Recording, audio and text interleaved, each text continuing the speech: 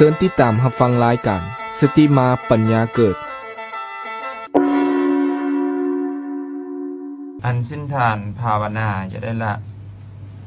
อุตสาหะสืบสร้างสร้างสวรรค์คงจะถึงนิพพานบ่นานวันกระเซ้มสั้นแสนสุขพ้นทุกภัยอันความดีที่ประกอบไว้ดีแล้วดังดวงแก้วส่องสว่างอยู่กลางหินแม้ศิลาแลกละลายกลายเป็นดินมณีนินก็ยังอยู่คูโลกาอันความชั่วแม้ตัวตายทำลายขันโลกจะบันลือทั่วส่วนหนักหนาเห็นจังใดก็บ่สิ้นคุณนินทา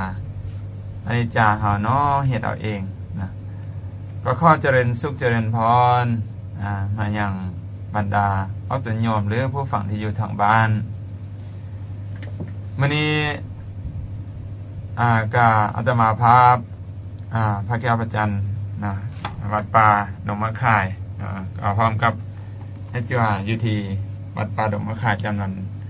หนึ่งนะได้มาออกรายการโดยเฉพาะว่ามื้อนี้พระอาจารย์ทุ่มเพ่งได้ประโลบามื้อนี้เพิ่นจะไปทางเมืองหลวงหลังจากออกพรรษาแล้วนะก็จึงมอบให้อาตมาออกรายการ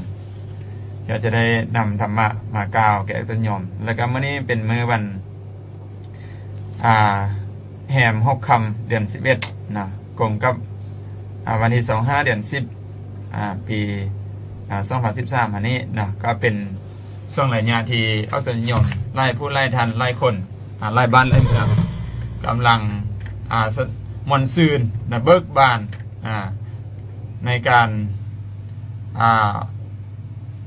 เฮ็ดบุญประเพณีเบิ่งบุญประเพณีก็คือบุญเชิงเฮือแล้วก็หาบุญเกี่ยวกับในการสร้างนั้นทำบุญเกี่ยวกับบุญที่เป็นการชำระล้างจิตใจในชีวิตของเฮาตามหลักคำสอนของพระพุทธเจ้าหรือพระพุทธศาสนาหานี้ก็เป็นช่วงระยะของการเฮ็ดบุญใหญ่ก็คือบุญกฐินนั่นเองนะที่แล้วนี้ก็ได้เว้าไปแล้วก็คิดว่าครูบาอาจารย์มาเอาในช่วง 4-5 มื้อที่ผ่านมาเพิ่นก็จะได้นำมาเว้าแต่มื้อนี้อาตมาก็อยากเว้าเรื่องของบุญเอาแต่ว่าบุญเลยว่าบุญนี้มันคือหยังมันคือสร้างคือมาหรือว่าเป็นบุญนี้คือหยังแต่เฮาก็พอได้ฟังมาแล้วแต่มื้อนี้ก็จะมาเว้าละเอียดอีกตื่มคำว่าของบุญแล้วมาเว้าเรื่องการเฮ็ดบุญโดยเฉพาะเรื่องว่าเวลาเฮ็ดบุญแล้วอยู่บ้านเท่านี้ชาวไร่ก็ยังบ่ทันเข้าใจหลายคนก็ยังมีความสงสัยว่าบุญนี้มันเป็นต้นบุญนี้บ่เห็นว่าเป็นต้นเป็นโตบุญนี้เป็นเรื่องคิดตัวโลกลวงบุญนี้เป็นเรื่องงมงายก็มีทั้งที่ชีวิตของพวกเราเกิดขึ้นมาเป็นมนุษย์เราก็เห็นอยู่แล้วว่าความสุขความทุกข์นี่มีความ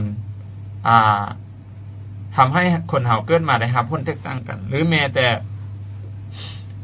ชีวิตของสัตว์เดรัจฉานเราก็จะเห็นว่าแม้แต่เกิดมาเป็นสัตว์ประเภทเดียวกันก็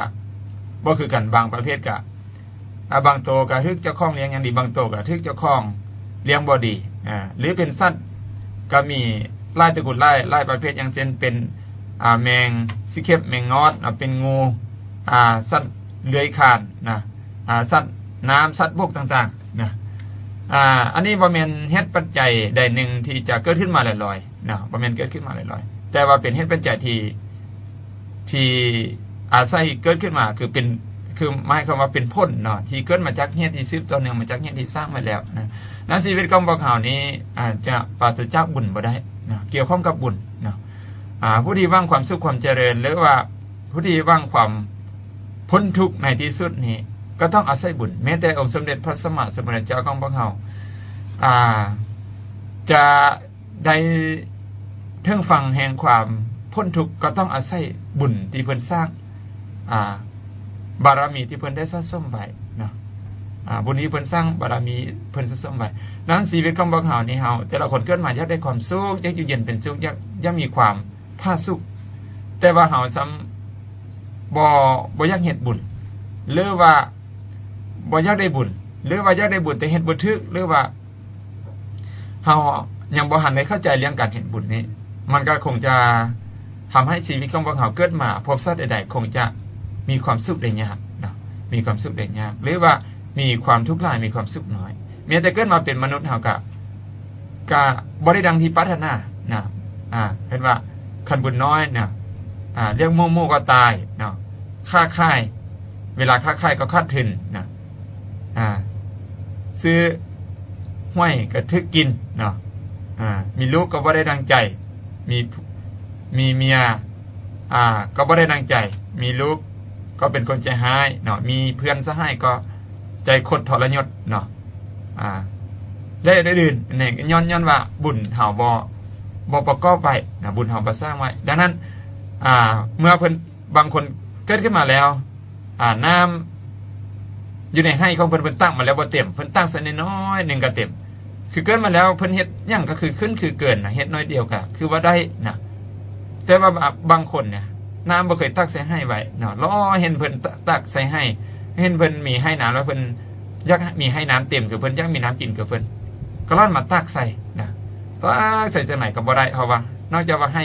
บ่มีน้ำแล้วให้หยังหัวอีกคู่ที่เอาไปหัวเอาไปตักกับหัวอีกจังซี่นะมันก็เลยบ่ติดอย่างเดียวนั่นน่ะเนาะเฮาเห็นเพิ่นมีความสุขความเจริญมีหาเงินคำกำแก้วได้ขึ้นได้เกินเนี่ยเฮาร้อนมาเฮ็ดบางเที่ยมันก็บ่ได้ดังใจเพราะว่าบุญเก่าของเฮาบ่ได้สะสมไว้นะดังนั้นวันนี้อาตมาก็เลยอยากให้เอาตัวโยมได้ฟังเรื่องข้อบุญรายละเอียดอีกทีนึงนะโดยจะได้ให้จั่วเพิ่นเว้าอธิบายอ่านหรือว่าอธิบายเนาะว่าบุญนี้คือหยังนะโดยแนะนำตัวกันเนาะหน่อยเนาะสบายดีจั่วกาซื้อสนยุทธภูมิธิราชอาศัยอยู่นำพระอาจารย์แก้วเนาะมันเกิดมาจากมาแต่นำดันเมืองบ่แตนแขวงสยามบุรีวันนี้อยากให้จั่วเว้าเรื่องของบุญนิดนึงนะจั่วชื่อว่าจั่วเสียเนาะบุญแปลว่าความดีมองเห็นได้บุญหรือบุญแปลว่าความดีหรือสิ่งที่สำระล้างจิตให้สะอาดบริสุทธิ์ปราศจากสิ่งเศร้าหมองคุณมัวอันเกิดจากหางเงาของอกุศลคือความโลภความโกรธความหลงบุญเมื่อเกิดขึ้นแล้วย่อมส่งผลปรุงแต่งใจของเฮาให้มีคุณภาพดีขึ้นคือตั้งมั่นบ่หวั่นไหวบริสุทธิ์พุทธพองสว่างไสวโปร่งโล่งบ่อึดอัดเน้นเอิบอิ่มซุ่มซื่นเบาสบายผ่อนคลายบ่ตึงเครียดนุ่มนวลควรแก่การงานและบุญที่เกิดขึ้นนี้ยังสามารถสะสมไว้ในใจไปอีกนานแสนนานคนทั่วไปแม้นว่าจะเบิ่งบ่เห็นบุญแต่สามารถรู้อาการของบุญหรือผลของบุญใดคือเมื่อบุญเกิดขึ้นแล้วเฮ็ดให้จิตใจสุ่มซื่นเป็นสุขเบาสบายเปรียบได้กับไฟฟ้าซึ่งเฮาเบิ่งบ่เห็นโตไฟฟ้าได้โดยกงแต่เฮาสามารถรับรู้อาการของไฟฟ้าได้เช่นเมื่อกระแสไฟฟ้าผ่านเข้าไปในหลอดไฟแล้วเกิดแสงสว่างขึ้นหรือเมื่อกระแสไฟฟ้าผ่านเข้ไปในเครื่องปรับอากาศแล้วเกิดความเย็นขึ้นเป็นต้นสั้นใดบุญก็เช่นกันถึงแม้นว่าจะบ่ได้เบิ่งบ่เห็นโตเพราะเป็นนามธรรมแต่เมื่อเฮ็ดแล้วทำแล้วใจสดชื่นเบาสบายอย่างเช่นเฮาได้ให้ทานได้แจกปึ้มธรรมะเป็นเจ้าภาพถวายกฐินตั้งกองอัฐะสร้างศาลาสร้างซิมสร้างห้องน้ำมีลูกหลานได้บวชเมื่อนึกถึงผลทานหรือลูกหลานที่บวชแล้วใจก็รู้สึกเอิบอิ่มซุ่มเย็นเบาสบายแต่บ่สามารถบอกเป็นโต เป็นตนเป็นโตให้คนภายนอกเข้าใจได้เพราะเป็นสิ่งที่อยู่ภายในตามตำราทางพระพุทธศาสนาแล้วเพิ่นกล่าวไว้ว่าบุญมี10อย่างซึ่งเอิ้นว่ากุศลกรรมบท10คือ กุศลกรรมบท1. งดเว้นจากการฆ่าตีทำร้ายร่างกายชีวิตของผู้อื่น 2. งดเว้นจากการถือเอาสิ่งของที่เจ้าของบ่ทันได้ให้ 3. งดเว้นจากการประพฤติผิดในกามหรือลอกลวงเกินลูกเ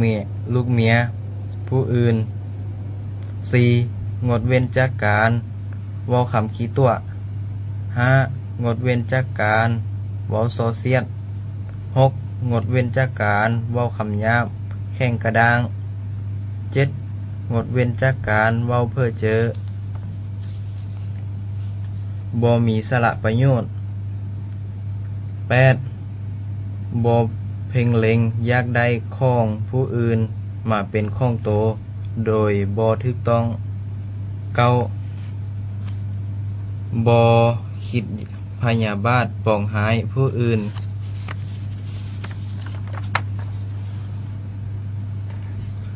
10. มีความคิดเห็นที่ถูกต้องตามความเป็นจริงเช่นว่าการทำบุญมีผลและเป็นเหตุนำมาซึ่งความสุข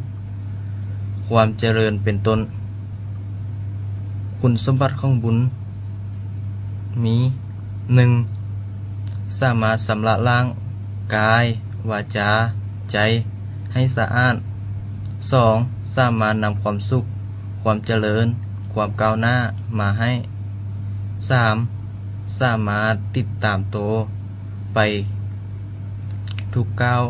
แม้นว่าไปเกิดข้ามภพข้ามชาติ 4. เป็นของเฉพาะบุคคลผู้ใดเห็นผู้นั้นได้โจรลักเอาบ่ได้ 5. นำมาซึ่งโภคทรัพย์สมบัติหังมีสีสุขอยู่ดีกินดีกว่าคนทั้งหลายในภพภูมิที่ไปเกิด 6. สามารถทำได้มนุษย์สมบัติสวรรค์สมบัติและต่อยอดถึงพระนิพพานสมบัติ 7. สามารถเป็นเกราะป้องกันภัยในวัฏสงสาร 8. เป็นปัจจัยให้บรรลุมรรคผลนิพพานมันหรือเปล่าอันนี้ก็คือสรุปย่อโดยเนื้อหาของบุญนะที่เราแต่ละคนก็ได้ยินคำว่าบุญตลอดนะตั้งแต่ตื่นขึ้นมาเสบ้านก็อยากได้บุญตื่นขึ้นมาไปไหว้พระก็อยากได้บุญเฮ็ดกองอัฐากองกฐินก็อยากได้บุญไปไหว้พระซึ่งมันก็อยากได้บุญเฮ็ดทุกอย่างคำว่าบุญแล้วก็หลายคนสำหรับผู้ที่เกี่ยวข้องกับพุทธศาสนาหรือผู้ที่เป็นมนุษย์ผู้หวังความเจริญในส่วนหลายก็อยากได้บุญบริจาคทานหรือว่าบริจาคทรัพย์สมบัติแก่คนทุกข์ยากต่างๆก็อยากได้บุญนั้นก็จะได้ดังนั้นก็เอาแต่ยอมนะท่านผู้ฟังก็คงจะได้ฟังไปแล้วว่าบุญนี้คืออย่างก็คือว่าความดีนั่นเองความดีก็คือบุญทุกอย่างเนาะบุญนี้บ่จำเป็นว่าจะต้องเห็นอยู่ในวัดก็ได้อย่างเช่นเราไปตามถนนหนทางเห็นหนทางเป็นคุ้มเป็นบ่อเนาะมันเปื้อนนะเอาขี้หินขี้ทรายบ่นะเอาดินเอาทรายเอาหยังไปทุ่มนี่ก็เป็นบุญแล้วนะอาตมาเคยได้ยินเรื่องธรรมบทจนหนึ่งนะมีนางฟ้าเฮ็ดอักษรผู้หนึ่งนะได้ไปเกิดในบนสวรรค์นะแล้วมีเทวดาถ้ามาเฮ็ดบุญได้เฮ็ดบุญยังม้าคือมีม้าข้าวสวยงามมาขี่อยู่ถึงสวรรค์เช่นนี้นะนางคนนั้นบอกว่าก็บ่ได้เฮ็ดหยังหลายนะเพียงแต่ว่าเวลาเนี่ยยังแต่ว่าครั้งหนึ่งในชีวิตตอนเป็นมนุษย์ได้เดินทางไปที่ทางไกลแล้วไปเดินทางไปแล้วปรากฏว่ามีหนทางวันนึงมันเป็นต่มเปื้อนนะเป็นคุ้มเนาะไปยากมายากนะวันจุดนั้นก็เลยห้าเนี่ยมาทุ่มก็เลยได้กระโหลกหัวงัวนะกระโหลกหัวงัวที่เป็นกระโหลกหัวอยู่นะ 5หิน5หยังก็บ่ได้พอดีมันเป็นที่ที่บ่มีหินมีดินหลายเด้นะแต่ก็ลกห้องว่าวางอยู่พื้นนั่นก็เลยก็ลกห้องว่านั้นมันมาเอามาวางไว้ให้คนได้หอยย่องไตไปย่องเต็นไปบอนที่มันแห้งมันซะหรือว่าคล้ายๆกับเฮาขี่รถนะมันบอนที่มันเป็นคุ้มได้หลายเนาะเอาหยังมาท่วมจังซี่นะงานนั้นก็เลยเอาก็ลกห้องมาใส่นะเห็นอยู่ใกล้นั่นคนผ่านไปผ่านมาก็พอได้ย่องแล้วก็ได้ก้าวข้ามไปบอนที่มันแห้งนั้นบอนดินที่ดีนั้นบอนพื้นที่ดีนั้นนะปรากฏว่าด้วยอันนี้ส่งอย่างอันนี้จิตที่เป็นกุศลก็ได้อาศัยให้ด้วยความเสียสละเนาะอยากให้ตัวเองได้ไปไต่ไปได้ดีแล้วก็เพื่อนอื่นไต่ไปได้ดีก็ปรากฏว่าอันนี้ส่งนั้นทำให้เพื่อนได้เกิดมาได้เกิดแล้วตายหมดบุญเจ้าของมนุษย์ไปแล้วก็ได้ไปอยู่ส่งสวรรค์ห้วงวรรณกายแต่สภาพเป็นม้ามันนี่ก็เป็นสีขาวเนาะปกติเทวดาของเพื่อนก็จะไปด้วยฤทธิ์ด้วยบุญของเพิ่นก็ฮ้อเฮิรเดินอากาศไปแต่ว่านางเทพอักษรคนนี้นางเทพธิดาคนนี้ก็มีม้าเนาะมีม้าของครับหาขี่ไปเพิ่นวันใดก็ม้าหาขี่ไปฮ้อเฮิรเดินอากาศไปด้วยความสะดวกสบายเนาะบ่ต้องฮ้อไปเองว่าจะมีม้าหาไปเมื่อจะไปวันใดม้าก็พาไปว่าจะแต่มาเป็นม้าเมนิกาบข้าวสวยงามว่าจะนี่คือเรื่องราวของการเฮ็ดบุญดังนั้นเราก็ได้ฟังไปแล้วนะการเฮ็ดบุญก็คือความดีนะความดีทุกอย่างที่เอาเฮ็ดได้เสียสละเพื่อชาติเพื่อสังคมด้วยเจตนาที่หวังอนุเคราะห์สงเคราะห์เสียแล้วแต่บ่แม่นเฮ็ดบุญด้วยการเอาหน้าเอาตาเอาชื่อเสียงเอาลาภยศสรรเสริญเฮ็ดบุญแล้วเจือปนด้วยน้ำเมาด้วยสิ่งยาเสพติดอันนั้นบ่แม่นบุญตามพุทธศาสนาบุญตามพุทธศาสนาเป็นบุญที่เงียบสงบเป็นบุญที่ชำระล้างเป็นบุญที่บ่อย่างนั้นบ่เป็นบุญที่บ่เจือปนด้วยยาเสพติดถึงแม้ว่าจะให้ทานด้วยผักยอดหนึ่งน้ำเจียวยอดหนึ่งนี่ก็เป็นบุญอย่างมหาศาลหากจิตใจนั้นเปี่ยมล้นไปด้วยบุญจิตใจนั้นมีเจตนาอยากได้บุญแท้ๆอันนี้คือว่าเรื่องของบุญนะวันนี้มากล่าวถึงบุญในอดีตนะให้ตัวเจ้าเป็นในเว้าสู่เอาเป็นหย่อมพี่อยู่ของบ้านฟังนะ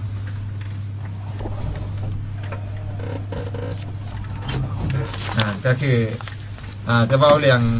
อธิบายเรื่องบุญต่อเนาะว่าเรื่องประเภทของบุญอันนี้เนาะบางทีเนี่ยเว้าเรื่องคุณสมบัติของบุญไปแล้วก็คือการบุญแล้วนะครับว่าเรื่องคุณสมบัติของบุญนะอาจจะมาอีกสรุปอีกทีนึงนะวันนี้มาเว้าเรื่องประเภทของบุญนะประเภทของบุญในอดีตนะ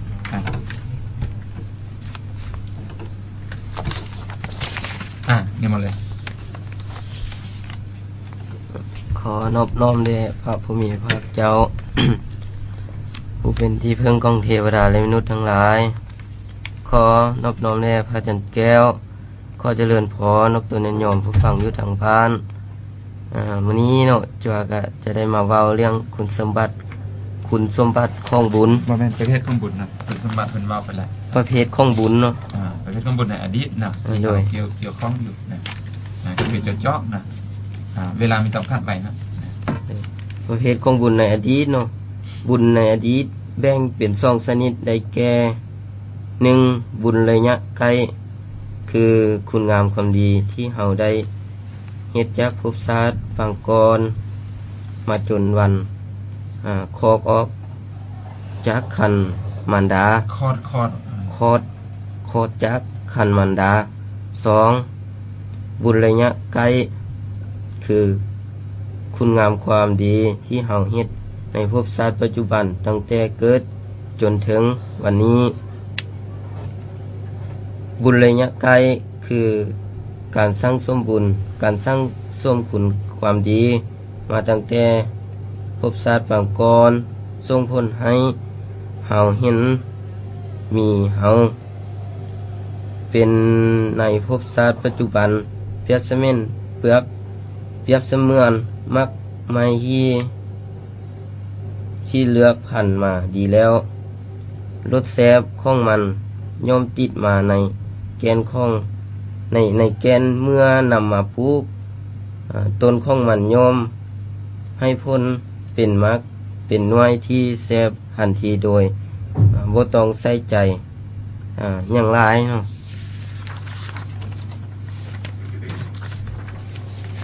คนเฮาก็เช่นกัน ถ้าในอดีตชาติสะสมคุณงามความดีมาหลายพอเกิดมาในชาตินี้ก็จะเป็นคนจิตใจสะอาดบริสุทธิ์มาตั้งแต่อย่างน้อยมีสติปัญญาดีมาตั้งแต่เกิดรูปร่างสง่างาม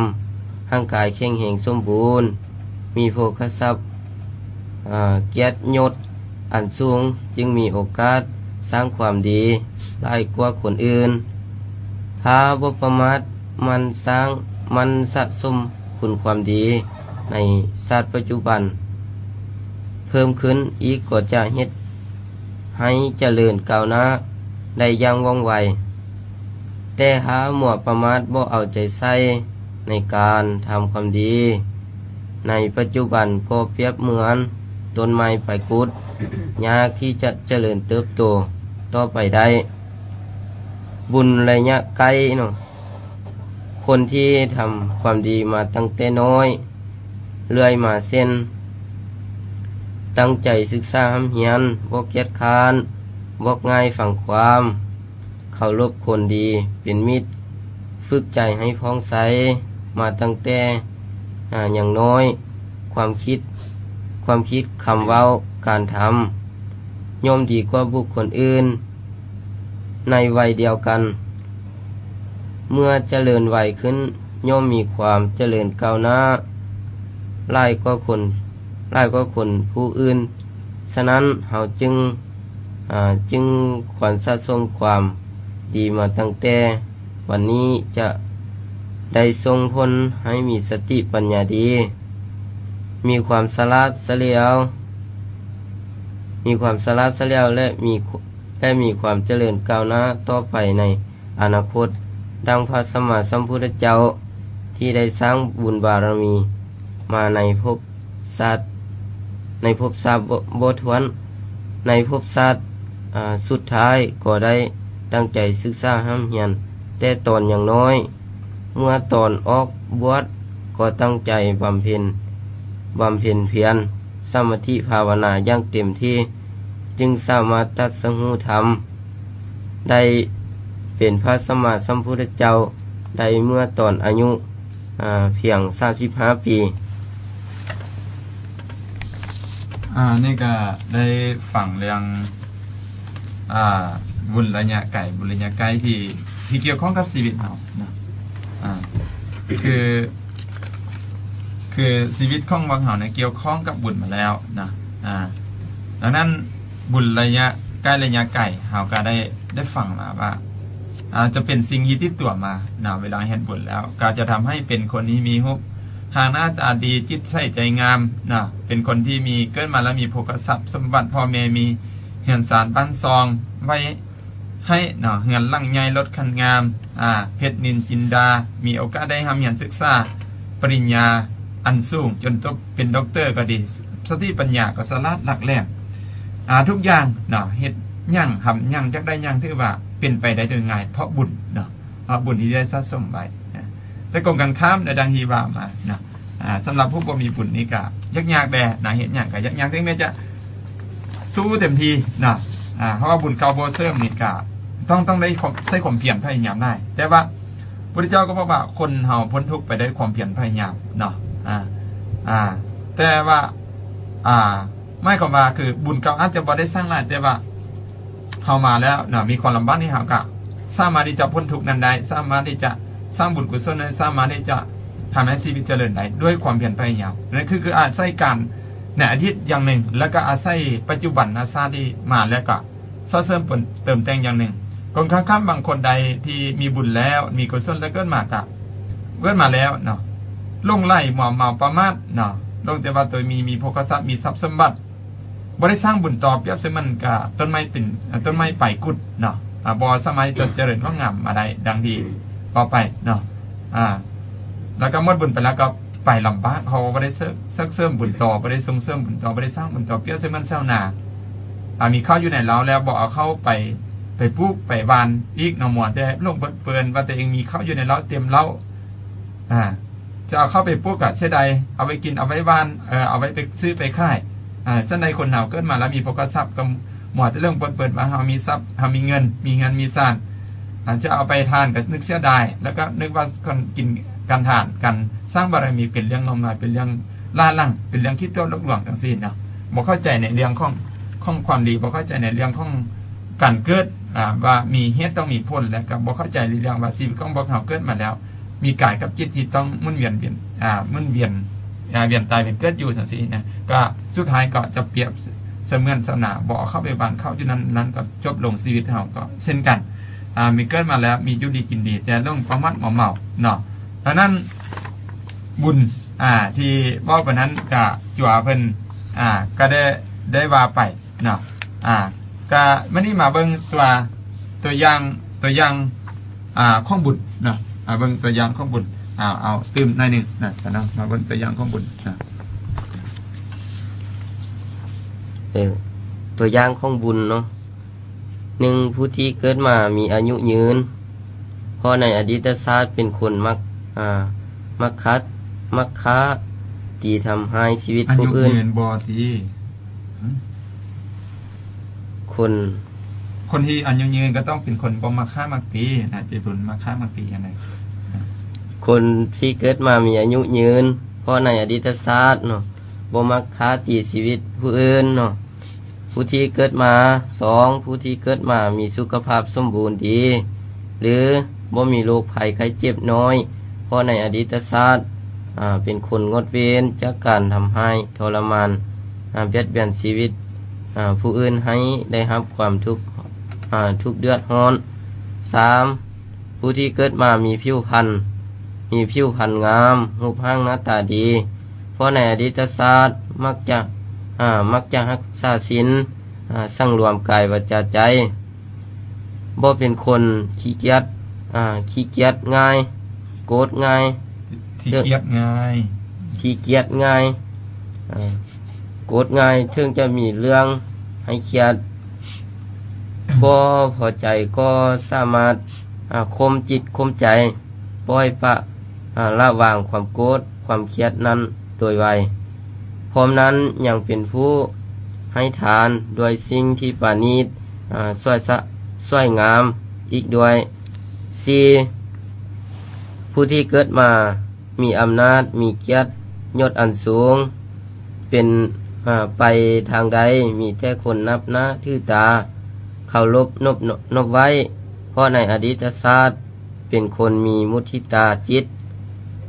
เห็นภัยทำดีหรือได้ดีก็มีแต่คิดอนุโมทนาชื่นชมยินดีนำไปอิจฉาริษยาบังเบียดผู้ใด5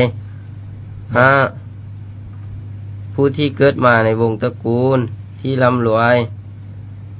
ยมีเงินทองโภคทรัพย์สมบัติจำนวนหลาย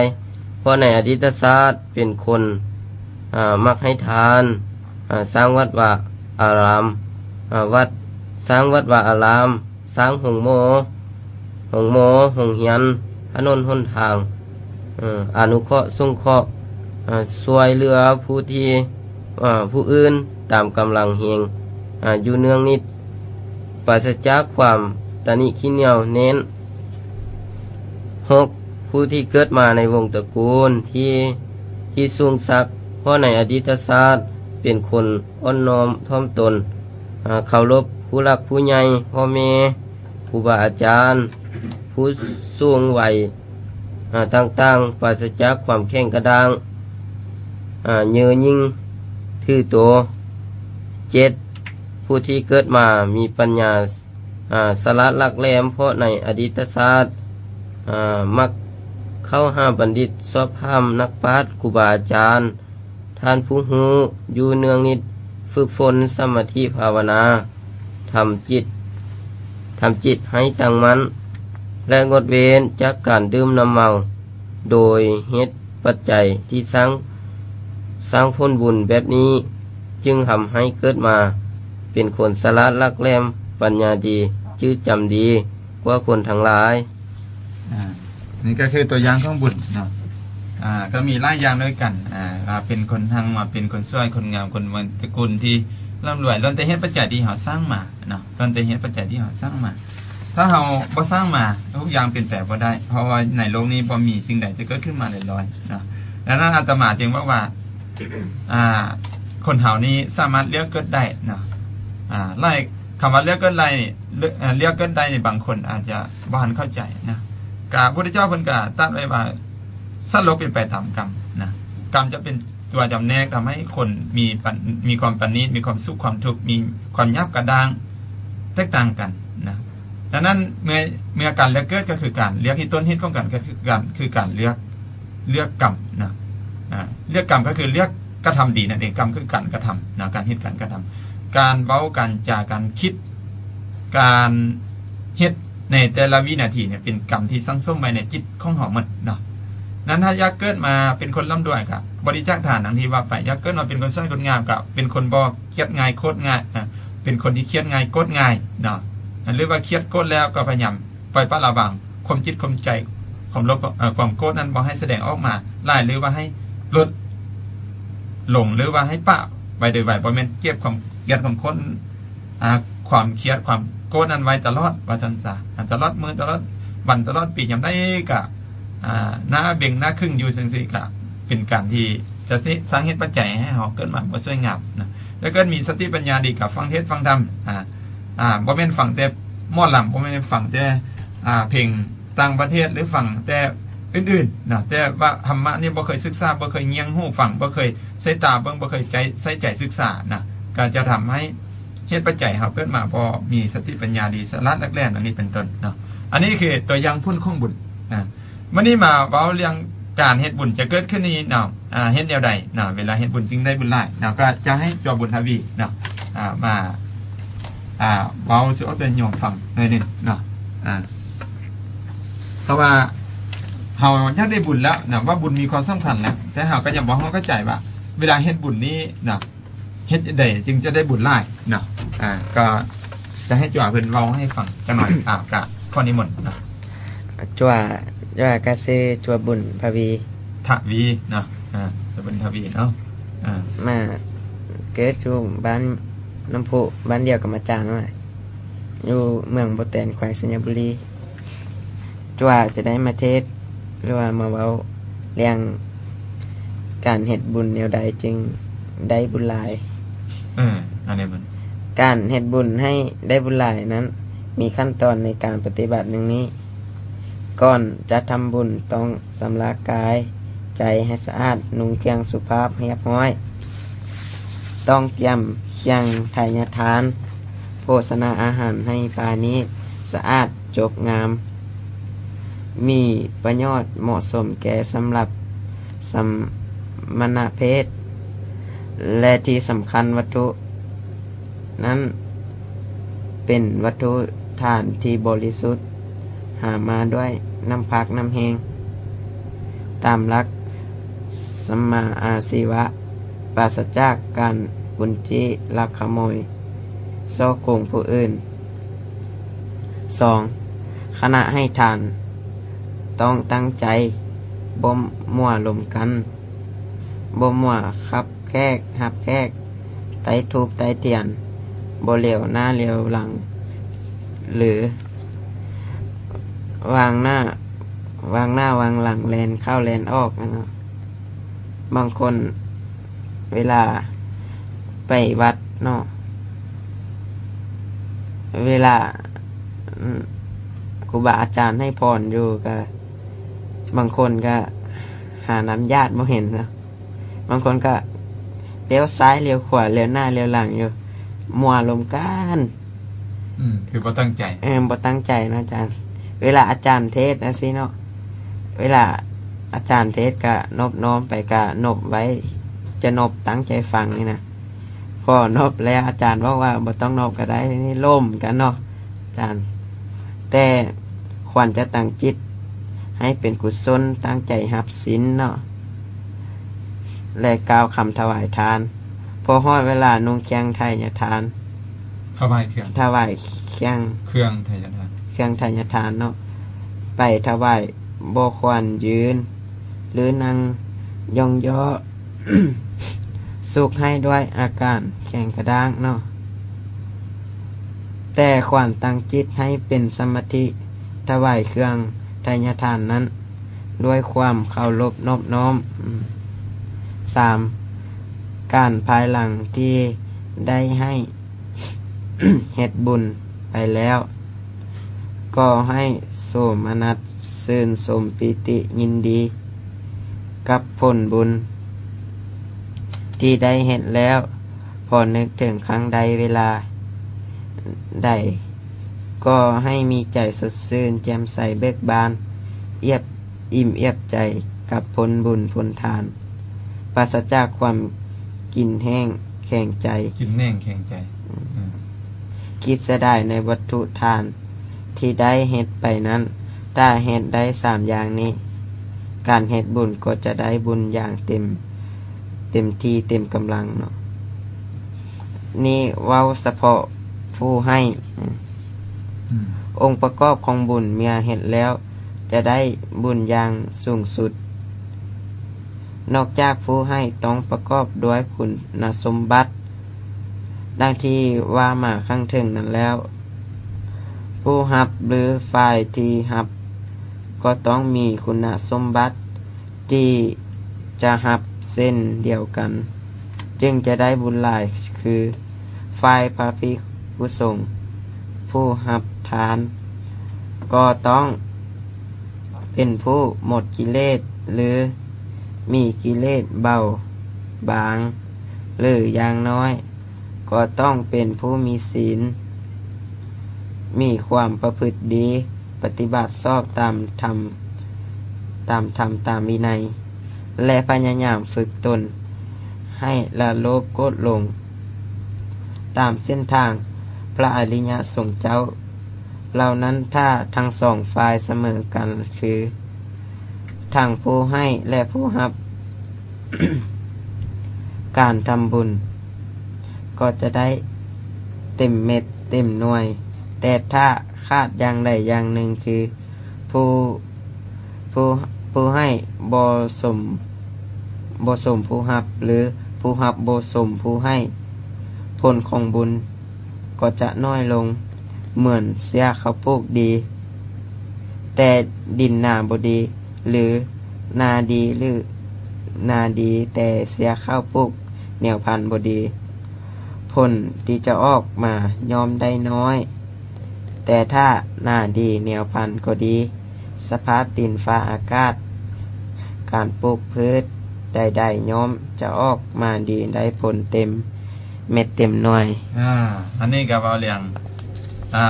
ของการเฮ็ดบุญว่าเฮ็ดแนวใดจึงจะได้บุญหลายนะนี่ก็ประกอบไปด้วยอุปาทิเจตนานั่นแหละนะก็คือความตั้งอกตั้งใจในการที่เตรียมสำระร่างกายเนาะเพราะแม่นเอาไว้ใส่บ้านอยู่กับแต่ที่ตัวบางคนก็ได้เนาะหมอนใส่บ้านกับลูกหลานก็ให้จองหน้าจองหลังอยู่ใจซะบ่เป็นสมาธินะเดี๋ยวก็อันน่ะที่ใส่บ้านแล้วน่ะจ้ามาเอาซาเลียนมาใส่บ้านว้ายลืมน้ำยาดเนาะว้ายเนาะเขาบ่มีอาจารย์เนาะรอกันไปหาซื้อข้าวเรียนใต้เรียนเนี่ยว้ายบ่ได้ลมฝุบลมฟ้าแบบจ้าก็ว่าจังได๋เนาะเพราะว่าเฮายังบ่ทันพร้อมเนาะบ่ทันพร้อมในเรื่องผู้พันเจตนาผู้พันเจตนาคือความตั้งใจแต่ว่าวัตถุฐานอาจจะบ่ทันนี่คือความพร้อมเพียงในการทานอาหารบ่ประชุมบ่ทันพร้อมนั่นเองนะแล้วก็หลังจากมีวัตถุฐานเตรียมมันแล้วนะจัดแจงโภชนาอาหารให้ประณีตแล้วเนาะมากไม้ก็ดีล้างไม้บ่แม่นว่ามากไม้ซื้อตลาดปุ๊บเนาะก็มาใส่บาตรเลยมาถวายเลยเนี่ยก็บอกสำคัญบางอย่างเอามากไม้ไปใส่บาตรเนาะบางเทื่อมากไม้นั้นเป็นมากไม้ที่บ่ล้างเพราะว่าเพิ่นต้องเคลือบด้วยซ่านบุตรซ่านน้ำอย่างมาไปซื้อกับเขาเนี่ยครูบาอาจารย์ซ่านเขาก็จะเปื้อนเนาะเงินคือกันเนาะเวลาใส่บาตรไปเนาะบางอย่างเงินนี่ก็จับไล่มือไล่ทันเนาะเอาไปบางทีเป็นพ่อค้าแม่ค้าอยู่ตามท้องตลาดก็จับซีนดิบเนาะเอาบ่ได้ล้างมือก็จับเงินนั้นแล้ววันนี้หาเอาเงินไปใส่ในบ้านนี่ก็คนคิดเอาแต่หย่อนเนาะดังนั้นเฮ็ดจังได๋ก็อาจจะมีทุ่งยางบ่มีใส่บ่อื่นบ่น่ะมันก็มีใส่ซองบ่จังซี่ซองข้าวบ่จังซี่นะ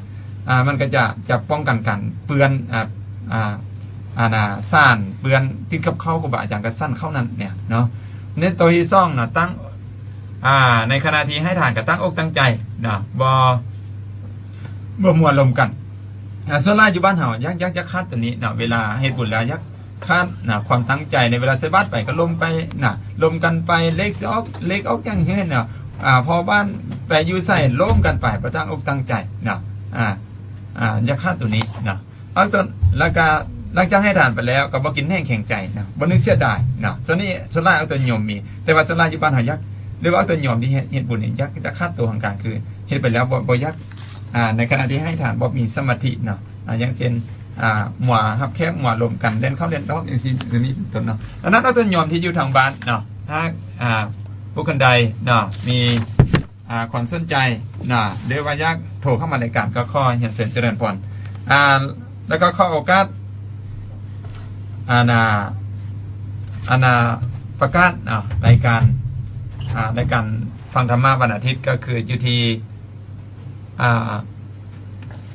วัดปานาคุณน้อยนะอยู่ที่วัดปานาคุณน้อยเพิ่นก็จะมีการฟังเทศน์เนาะทุกวันอาทิตย์เนาะตั้งแต่เวลาบ่าย2 โมงเนาะฮอดบ่าย4 โมงเนาะที่ที่วัดปานาคุณน้อยก็ขอเรียนเจริญพรนักเรียนโยมนะทุกวันอาทิตย์เนาะตอนนี้ก็เปิดสายนักเรียนโยมที่อยู่ทางบ้านเนาะบรรดาท่านคนใดเนาะท่านผู้ฟังที่สนใจอยากโทรมาสอบถามหรือว่าโทรมาแลกเปลี่ยนความคิดความเห็นนะขอเรียนเจริญพรเจริญพรเด้อเนาะนึกแล้วว่าต้องเป็นแม่ออกมาก่อนนะเลยจะขอถามเพิ่นอธิบายเพิ่นเทศวานี้เนาะเพิ่นว่าทานข้าไก่อยู่ตัวหน้าธาตุเวลาปรุงสุกนะมันเป็นของแบบเพื่อบังสกุลแล้วมันจะได้ผลบุญบ่หรือว่าบ่ได้นะแต่อันนั้นนึงอันสองมาก็แม่นเรื่องเพิ่นว่าทานผ้าจีวรแล้วทานผ้าจีวรแล้วมันก็เว้าคือว่าคือจังว่าสิได้บุญหรือบ่ได้แล้วเป็นเนาะเพราะว่าความเวลาคือมาแล้วพ่อแม่เฒ่าแก่เพิ่นขาเฮ็ดขาทานแบบนั้นมาแล้วก็เลยเฮ็ดนำเลยมันได้บุญหรือบ่ได้เพิ่นว่าอย่างฮู้เลยค่ะเจริญพรนะไม่เอาโทรมาได้ทางไหนเนาะมาแต่อันแค่น้องบึกน้องบึกนะมีสงสัยจะมีปลาบึกหลายก็ใครเจริญพรนะอนุโมทนาเด้อเพิ่นถามมาเรื่องการถวายทานเนาะอย่างพัดไต่นะเพิ่นเว้าหวานนี้เนาะแต่ครูบาอาจารย์เพิ่นเว้าไปเพิ่นนำมาสอบถามต่อในเรื่องการเฮ็ดบุญนั่นแหละเนาะเพิ่นว่าท่านพัดไต่อยู่ที่หน้าซุปก็ดีพันพัดไต่อยู่ที่กองฟอนก็ดีนะพันพัดไต่นี่จะได้บุญบ่ยิ่งสุดยอดเลยมั้ยครับเนาะพันพัดไต่นี่ได้บุญเพราะว่าเป็นพัดไต่นี่เป็นเปรียบเสมือนเป็นเสื้อผ้าอาภรณ์ผู้ใดผู้องค์เพิ่นตั้งไว้ว่าบุคคลใดได้ให้เสื้อผ้าอาภรณ์บุคคลนั้นได้ชื่อว่าให้วรรณะผิวพรรณเนาะบุคคลใดได้ให้โภชนาอาหารบุคคลนั้นได้ชื่อว่าให้กำลังบุคคลได้ให้แสงประทีปความใฝ่บุคคลนั้นได้ชื่อว่าให้ดวงตา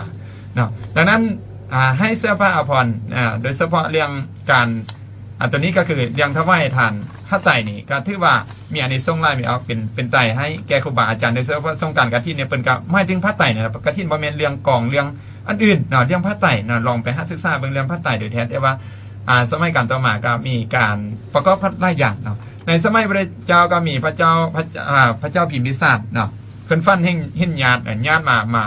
มาเข้าฟันเนาะบ่มีห่างไกลจ้อยพร้อมเนาะเพื่อห้ามพระเจ้าเห็นจังได๋เป็นญาติพี่น้องกันเนาะแต่ว่าบ่มีโอกาสได้รับส่วนบุญพอไป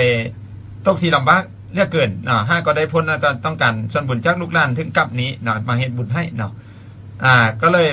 เฮ็ดถวายทานข้าวนำโภชนาอาหารให้แก่ญาติที่ฟันนั้นเนาะที่เห็นนั้นที่ฟันในก่อนคืนนั้นเนาะเพิ่นก็ได้รับส่วนบุญส่วนกุศลที่ว่าพระเจ้าพิมพิสารได้ยัดน้ำให้ทานเกี่ยวกับการถวายทานไปให้เนาะก็มาเข้าเห็นพระนิมิตอีกเนาะห่างกายชักใจพร้อมได้เฮ็ดบุญไปให้เลี้ยงโภชนาอาหารแล้วก็ปรากฏว่าห่างกายนั้นวันดีพีมันเนาะบ่เป็นวิญญาณที่จ้อยพร้อมเนาะหน้าเศร้ามองมันก่อนแต่เป็นวิญญาณที่วันดีพีมันเนาะเป็นวิญญาณที่อุดมสมบูรณ์ในเรื่องห่างกายบ่มีแต่กระดูกเนาะเหมือนตอนที่ฟันก่อนแต่ปรากฏว่ามาเข้าฟันแล้วเสื้อผ้าบ่มีใส่ปะเนี่ยห่างกายอุดมห่างกายนี้ห่างกายนี้วันดีผีหมันเลยว่าเข้ามาห่างกายนี้อุดมสมบูรณ์เป็นวิญญาณที่ว่า ที่บ่ทุกข์ยากเลยเลี้ยงบ่จ่อยเหมือนกันตอนก่อนนะแต่ว่าร่างกายนั้นบ่มีหยังปกหุ้มเนาะจึงมาถามพระเจ้าอีกเนาะพระเจ้าว่าต้องถวายทานเนาะถวายทานเรื่องผ้าไตรจีวรเนาะ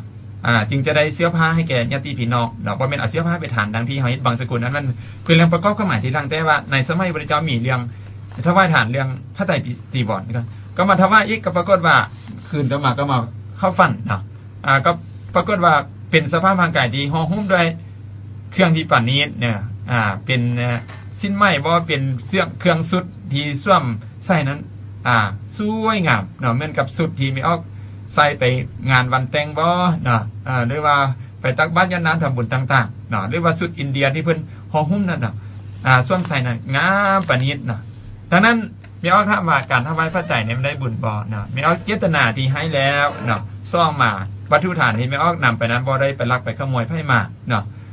สร้างมาเนาะในการที่มีออกทานไปแล้วมีออกนึกยินดีจะทานอยู่หน้ากองศพก็ดีอยู่บ่อนใดก็ดีก็เป็นบุญกุศลให้แกมีออกได้ส่วนหนึ่งก็ไม่เอาถึงพลังจิตพลังบุญใจของเฮาเนี่ยมีออกเวลาเฮ็ดบุญแล้วเป็นเปรียบเสมือนกระแสไฟฟ้าเป็นคลื่นเฮาเบิ่งบ่เห็นเมื่อไม่ออกฟังวิทยุนะไม่ออกเห็นคลื่นบ่เห็นอาตมาไปออกวิทยุบ่เห็นแต่ว่าเป็นอย่างจริงมีเสียงไปเนาะเป็นอย่างจริงมีพลังไปออกวิทยุไม่ออกเนาะย้อนอย่างย้อนคลื่นเนี่ยคือกระแสนะคือกระแสแห่งคลื่นบุญคือกันเป็นกระแสนะเป็นกระแสพลังสีขาวที่ส่งไปหาผู้ที่อยู่ปลายทางแต่หาบ่เห็นบุญอันใดเนาะแต่ว่าหามฮู้อยู่ที่ใจเฮ็ดไปแล้วมีความปลื้มใจเวลาแผ่บุญนี้ไปมันก็จะเป็นกระแสที่ไปหาผู้ที่ต้องการรับหรือว่าอนุโมทนาบุญนั้นก็จะได้รับความสุขความเจริญความสุขเย็นเนาะดังที่ใจของปรารถนาดังนั้นไม่เอาบ่ต้องสงสัยว่าทานปัจจัยได้บุญได้บุญไม่เอาได้บุญได้กุศลได้คุณงามความดีได้แน่นอนเนาะดังนั้นให้ไม่เอาเข้าใจตามนี้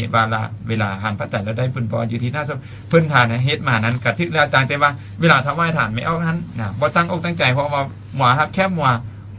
ว่าบ่บุญรวมกันส่วนหลายยักคาดตัวนี้เอาตัวยอมเวลาเฮ็ดบุญบ่ตั้งใจในขณะที่ให้ทานบ่ตั้งใจเนาะจัดเตรียมดีประกอบว่าอยากได้บุญให้เฮ็ดดีแต่ว่าบ่ตั้งใจในขณะนี้ให้ทานอย่างเช่นเปรียบเสมือนเด็กน้อยไปหรือว่านักเรียนไปเข้าโรงเรียนเตรียมบิ๊กเตรียมซ้อนเตรียมปึ้งไปแต่ว่าเวลาครูบาอาจารย์อธิบายเวลาจะเอาบทเรียนเนี่ยมัว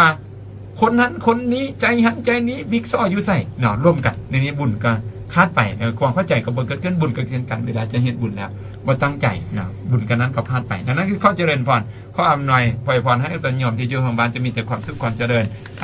โอกาสหน้าจริงจะกลับมาตนโยมใหม่ก็ข้อเจริญพร